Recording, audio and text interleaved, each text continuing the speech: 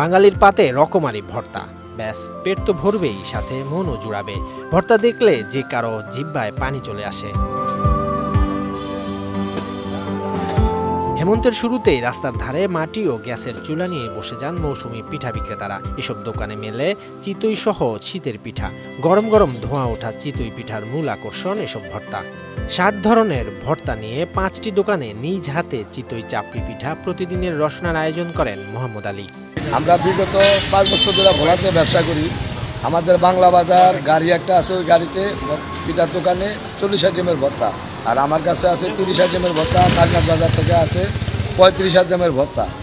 তা আমরা মনে করেন আপনাকে দোয়া আশাবাদ কামনা করে আমরা যদি আমার দিকে লক্ষ্য করেন তাহলে মনে করেন যে আমরা একটু সামনের দিকে আগে যেতে পারবো।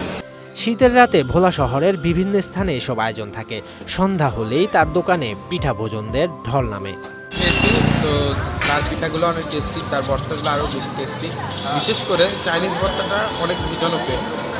পিঠা ভোজন বিলাস ও ক্রেতারা জানান, মোহাম্মদ আলীর চিতই ও চাপড়ি পিঠা মজাদার করেছে তা বিভিন্ন আইটেমের ভর্তায়। এটা থেকে শেষ পিঠা দেখে অনেক খাইতে সেই স্বাদ লাগতো, আবার খাইতে অনেক মজা।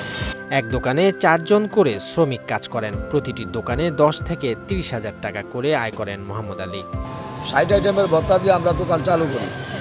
তার আপনাকে দোয়া আশীর্বাদে মনে করেন আমাদের একটা দোকান দিয়ে এখন বর্তমানে আমরা ৪টা দোকান নামানোর আশা করছি। এখন বর্তমানে 3টা অলরেডি নামাইছি। শীতের মৌসুমে আমরা করে আনন্দ সুখ দেওয়ার জন্য বিভিন্ন আইটেমের ভর্তা দিয়ে আপনাদেরকে চাপড়ি পিঠা, তারপরে চিতই পিঠা, তারপরে যে আপনার দোসা পিঠা, এগুলা খাওয়ায়া আমরা আপনাদেরকে আনন্দ সুখ দিতাম চাই শীতের মৌসুমে।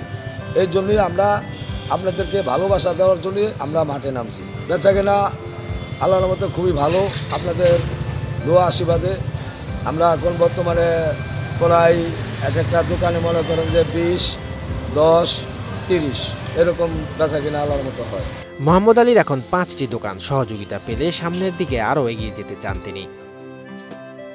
শরীয়তুল্লাহ, বৈশাখী সংবাদ।